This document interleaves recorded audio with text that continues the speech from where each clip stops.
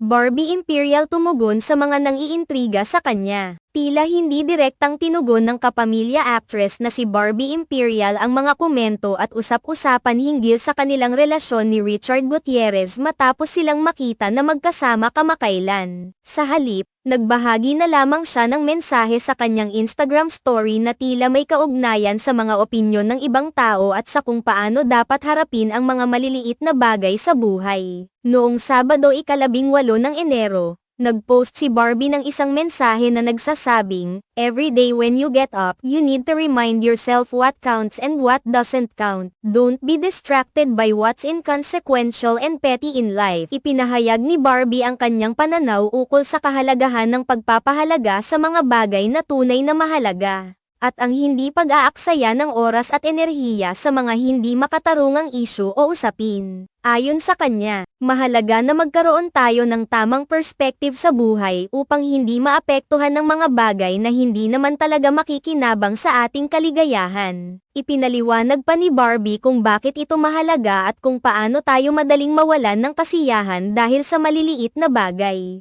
Aniya, have you noticed how easy it is to lose your joy over some small thing? It's usually the small irritations that cause you to lose your happiness. Nilinaw ng aktres na ang mga simpleng pagkabigo, tulad ng isang hindi inaasahang abala o pagkakamali, ay kadalasang nagiging dahilan ng pagkawala ng ating kaligayahan. Pinapakita niya na madalas ang mga maliliit na bagay na nagpapabigat sa ating pakiramdam, ngunit sa kabuuan, wala naman itong tunay na kahulugan. Nagbigay siya ng mga halimbawa ng mga sitwasyon kung saan ang mga maliliit na problema ay madalas nagiging dahilan ng pagkabigo. Somebody cuts you off in the middle of the road when you're trying to make a turn, and you lose your happiness. You're having a bad hair day or the clothes you put on don't fit anymore, and you lose your happiness, dagdag ni Barbie. Ipinakita ng aktres na madalas, ang mga simpleng abala tulad ng hindi pagkakaintindihan sa daan, o ang hindi pagkakaroon ng perpektong hitsura sa araw na iyon,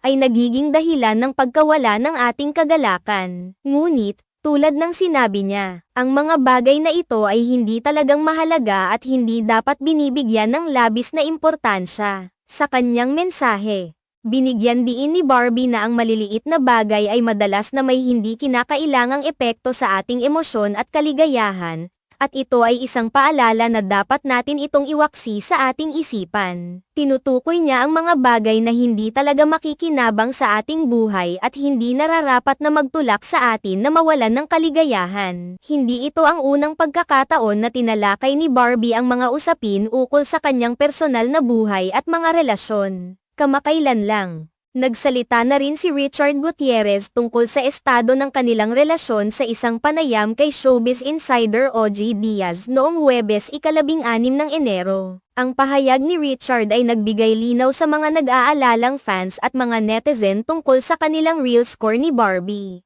Sa kabila ng mga usap-usapan tungkol sa kanilang relasyon, ipinakita ni Barbie ang isang mature na pananaw sa buhay, ang pag-focus sa mga bagay na mahalaga at ang hindi pagpapadala sa mga maliliit na isyu na hindi naman dapat pinagtutuunan ng pansin. Sa pamamagitan ng kanyang mga mensahe, ipinapakita ni Barbie ang kahalagahan ng mental at emotional well-being, at ang pagpili kung aling mga bagay ang dapat pagtuunan ng pansin.